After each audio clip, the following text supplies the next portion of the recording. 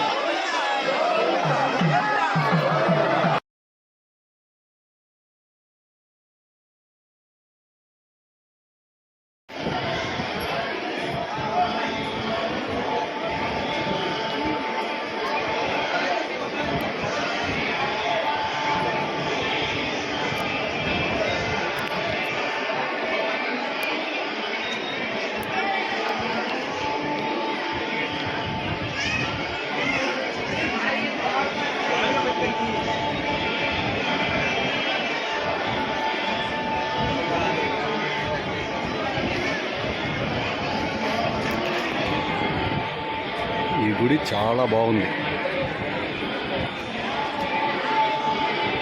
ఖచ్చితంగా ఒకసారి దర్శనం చేసుకోవచ్చు.